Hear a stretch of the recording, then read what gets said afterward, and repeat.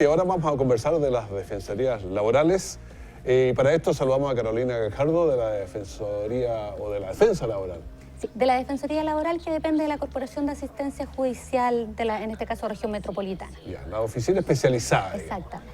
Bueno, hablemos de la defensa laboral. Podemos hablar de... Hay una ley que yo la tenía por aquí anotada, pero usted la sabe más cerca, mucho más bien, de la ley 21015, incentiva la inclusión laboral de personas en situación de discapacidad. En situación de discapacidad. Es una ley bastante nueva y lo que hace es incentivar a que las empresas tengan que incorporar de manera progresiva, de manera obligatoria, un porcentaje que es bajo, que dependiendo del tamaño, pero en general respecto de las empresas con 100 trabajadores o más, se les solicita que a lo menos el 1% de esos trabajadores tengan algún grado de discapacidad o gocen de alguna pensión de invalidez, que no es técnicamente lo mismo, pero que también están en una situación de vulnerabilidad especial y obviamente sabiendo el valor de los montos de las pensiones, son personas que no porque tengan una pensión de invalidez pueden subsistir necesariamente solo con los fondos de esa pensión, por lo tanto muchas de esas personas necesitan también complementar con trabajo. Entonces esta ley incentiva de manera más eficiente a que las empresas, tanto públicas como privadas, tengan trabajadores y los obliga también a implementar sus lugares de trabajo para contar con personas con discapacidad, porque muchos de los motivos por los cuales las empresas antes de esta ley no tenían trabajadores o tenían escasamente trabajadores con discapacidad, era que la empresa, la fábrica, la oficina, la industria no estaba en condiciones de permitir circular, moverse, desenvolverse bien a una persona con discapacidad. Claro, hay muchas escaleritas, los baños que tienen que ser más grandes. Para que entre una silla, por ejemplo, claro. Entonces, si solo nos vamos quedando en que efectivamente es costoso, es complejo, nunca se iba a dar el que se genere ese 1%. Entonces esta ley efectivamente hace un incentivo y progresivamente lo hace obligatorio para que aunque sea complejo se implemente, porque si no van a quedar siempre excluidos.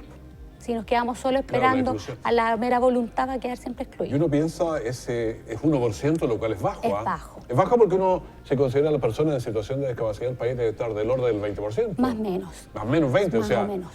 Entonces que el 1% sea obligatorio. Así es. Algo alto. Ahora, yo no sé si esto lo de ustedes, porque la discapacidad física es mucho más llevable, digamos, porque yo tengo un problema en una pierna, no puedo andar, pero me siento, empiezo a hablar y aquí ni se nota y paso hablando. Pero sí hay un problema con la discapacidad intelectual porque te limita en otras áreas. Es muy compleja. Por eso es que la ley igual permite en una primera instancia que dependiendo el tipo de trabajo que desarrolla, sobre todo estas empresas que tienen más de 100 trabajadores, que son las que están principalmente con la obligación del 1%, les permite la aplicación de medidas alternativas, precisamente considerando que van a haber áreas en las que una persona, ya sea por discapacidad física o por discapacidades intelectuales, no va a poder desarrollar la función porque, por ejemplo, podría ser riesgoso, peligroso. Entonces le permite a lo mejor adecuarse para cumplir con el 1%. Pero eso solo va a ser hasta el 1 de abril del 2020. Después del 2020 ¿Tampoco ya? Sí, tiene que dar las condiciones tales para que la persona que elija pueda desarrollarse dentro del ámbito de esa empresa. Por supuesto, jamás va a ser cumpliendo una función que pueda poner en riesgo al resto de los compañeros de trabajo o del servicio que presta al externo, digamos. No, pero sí va a tener que habilitar alguna unidad donde esa persona sí pueda ejecutar un trabajo. Porque hay algunas cosas que puede haber una limitante intelectual, digamos, sí, pero hay trabajos que sí se pueden hacer. Sí, así es. Yo recuerdo, a mí me pasaba una cinta transportadora, y pasa y hay que ponerle un timbre. Exactamente. Entonces, no requiere tanto, pero son trabajos repetitivos. Son trabajos una persona repetitivos. Promedio, digamos, se aburre. Sí. Se aburre. Entonces, en cambio ellos... Él puede estar, pasar, claro, entonces hay varias cosas que son más repetitivas. Y hay varias cosas que sí se pueden hacer y toda empresa, aunque no sea su giro principal, tiene despacho de correspondencia, o archivo y un montón de cosas que a lo mejor son efectivamente más administrativas, que una persona con discapacidad las hace de manera bastante eficiente y es muy feliz trabajando. Claro, pueden trabajar pueden haber 3 personas en la oficina, pero hay uno, claro, pero los otros siempre están mirando que no puede haber algo, digamos, pero si hay una buena onda con él, Claro. va a ser para allá, va a hacer esas cosas que son más repetitivas y que él va a estar feliz haciéndolas. Además, es una ley que permite recordar que no todo es eficiencia productiva, que a veces hay eficiencia de recursos humanos, de grupo humano, emocional, de inserción, porque la inserción, por regla general, va a tener un efecto productivo, pero también va a tener un efecto productivo humano, en el grupo humano, en el ambiente laboral, que también debería ser parte del mercado. Y a veces el libre mercado se aleja mucho de esa inserción porque no es eficiente económicamente. Entonces estas leyes que obligan un poco tienen ese trasfondo de también recordar que no todo es eficiencia económica. Y hay una responsabilidad social, Así creo, es. de todas las empresas. Pero me gustaría saber cómo está el espíritu, no en la ley, porque ahí está más claro, sino en las empresas, porque uno podría jugar muy al límite y a contrato 1 de 100, pero que, no sé, tenía un problema en el dedo chico, digamos. O sea, tratando de que casi pase inadvertido, digamos. Por lo mismo, la ley requiere que hizo obligatorio el registro de estos contratos en la Dirección del Trabajo, para que no quede tan a cada uno cómo lo decidió, cómo lo observó. Entonces, la Dirección del Trabajo va a llevar este registro y, obviamente, como es la institución fiscalizadora del cumplimiento de las normas laborales y previsionales, ellos van a tener que ir, obviamente, a la casuística para ver si se cumple la letra y el espíritu de la ley. Ese es el punto Así interesante. es. Ahí, letra y espíritu. Claro, ahí la ley también tiene un espíritu que en su minuto va a ser, a medida que vaya progresando y que se vaya convirtiendo, vaya pasando, llegando al 2020, va a ser obligatoria ya en su 100%. Entonces ahí va a tener el órgano fiscalizador, que es la Dirección del Trabajo, la posibilidad, como va a tener registrados los contratos, de ver cuán reales son. Obviamente no los va a poder fiscalizar todo, pero va a ser un proceso más serio, por decirlo de alguna manera. Pero una empresa de 50, 60 personas, yo creo que hasta con su corazón se siente bien, se contrata a 1 o 2 personas. Sí. Porque es una cosa de sentirse bien, estoy Claro. participando del espíritu de la ley, aunque no me corresponda. Exactamente. Obviamente las empresas de menos de 100 trabajadores queda totalmente abierta la posibilidad, nadie se lo impide. Pero claro, como tiene un costo financiero, el habilitar obligatorio es de 100 personas para arriba, pero siempre se puede... Claro, cuando se puede. Ahora depende de los rubros, digamos. Hay Depende rubros que es mucho de mucho los más rubros. fácil Sí. tener una persona, Así es. en otra es más difícil. Es más digamos. difícil. En el área de la salud, por ejemplo, un poquito más difícil, pero aún así son instituciones que tienen ciertas labores administrativas que no van a poner en riesgo a nadie y que van igual a permitir. Respecto de este punto, nosotros lo unimos y que tiene relevancia para la Defensoría Laboral, y por eso quisimos hacer el link con esa ley en particular, de que esta ley habla de que no solo las personas con discapacidad entran en este 1%, sino que las personas que tienen pensión de invalidez, ¿ya?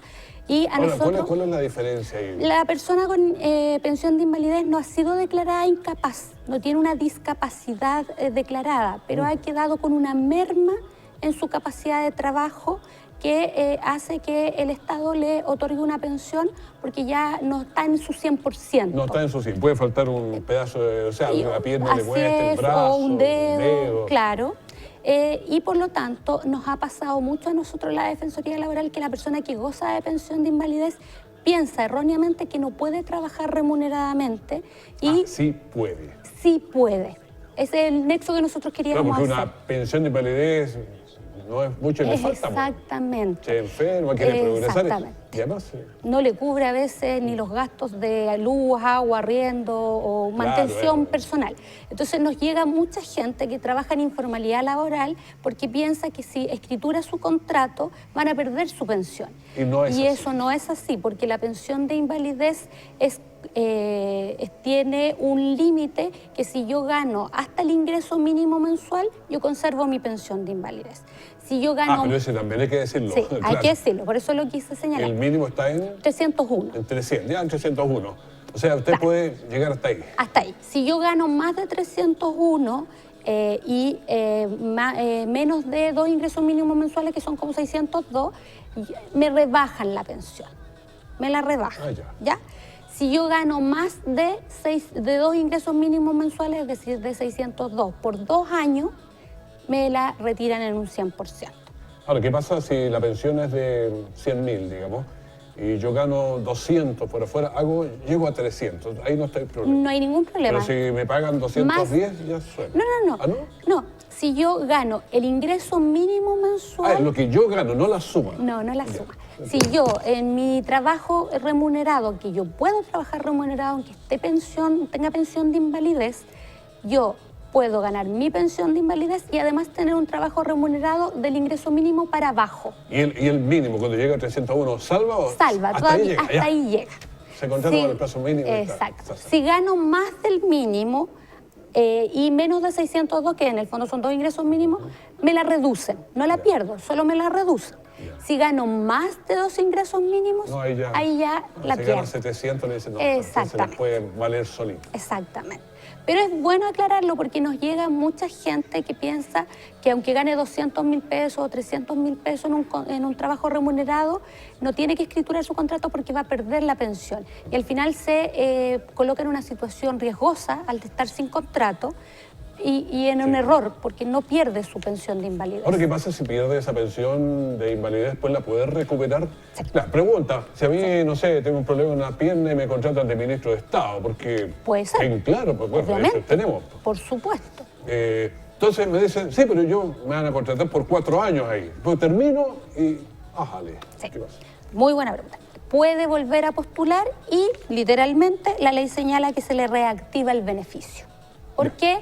Porque era solo una suspensión mientras yo tenía un sustento superior a lo que la ley entiende que es la pensión básica para sustentar una invalidez. Desde el momento que yo dejo de tener esa remuneración, yo puedo volver a reactivar mi beneficio de invalidez. A nosotros sí nos importa eso mucho porque tenemos una buena cantidad de gente que tiene pensión de invalidez, insisto, sin estar propiamente discapacitados, que por temor trabajan en informalidad laboral y cuando no corresponde, porque al menos el grupo que nosotros atendemos generalmente gana el mínimo o menos del mínimo. Sí, claro. Entonces a nosotros sí nos interesa que las personas sepan que ellos sí pueden tener sus contratos debidamente escriturados porque es lo que corresponde. Bueno, conversación con Carolina Guejardo de la Defensa Laboral. Ahora, ¿cómo están ustedes en la parte electrónica? O sea, porque ahora estamos haciendo todo por... Sí. Especialmente una persona que está en situación de discapacidad, a lo mejor le cuesta ahí moverse, el hijo le prende el computador y vamos hablando, vaya, escribiendo. Claro. En el caso de nosotros, las personas pueden pedir sus horas de atención a través de un tercero, incluso si la persona está en una situación de discapacidad o de falta de movilidad, las primeras atenciones las puede hacer a través de alguien a quien él le dé un poder simple, una situación excepcional. Estamos hablando de que en general, por los temas de que se trata, la persona debe concurrir personalmente para hablar de aquello que le afecta, ya que los derechos tienen un aspecto subjetivo de cómo la persona se sintió, lo que le sucedió. Pero en caso de discapacidad... ¿Los teléfonos de las personas ahí? Una vez que la persona hace su contacto con nosotros, ingresa como usuario a nosotros, en la ficha de registro queda su teléfono. Y por alguna razón, si tienen la duda uno... Claro, nosotros lo llamamos. Oye. Y para las personas con discapacidad está permitido que si él autoriza, bajo su responsabilidad a alguien de su confianza, las primeras atenciones en la oficina se pueden hacer a través de ese tercero, pero ya si eso formaliza para presentar una demanda en el tribunal, la persona debe concurrir a revisar su demanda y firmarla en el tribunal propiamente tal. Pero se le permite esa como atención a través de un familiar o de alguien de su confianza y muchas de las atenciones de detalle se hacen vía telefónica. Claro, no sé qué otras franquicias tienen ustedes ahí, pero... Tiene preferencia en la atención, se le trata de dar prioridad, obviamente la oficina de nosotros está habilitada, tiene acceso, tiene baño, la atención se hace en el primer piso, porque la oficina es de 2 pisos, pero por supuesto que a cualquier persona con discapacidad o con algún problema de se le ofrece atenderla en el primer piso para que tenga el menos desplazamiento posible. Nosotros estamos ubicados en Hierbas Buenas, 490, esquina Chacabuco, Linares. Ahí están entonces... ¿Y el teléfono, todo? No me lo sé de memoria, pero está en la oficina. Oye, antes uno se sabía los números de teléfono de 20, ahora con todo esto que está escrito ahí, es verdad, no se sabe ni el de la casa. Es muy simple. Pido disculpas, pero es verdad. Cuando dices tu número, no lo sé yo. Te tengo que entrar a pensar. Bueno, pero estamos en la página web también de la Corporación de Asistencia Judicial, ahí está el centro. Ahí está, ya sabe, está en Hierbas Buenas con Chacabuco, esquina Chacabuco, para que usted se contacten con ellos.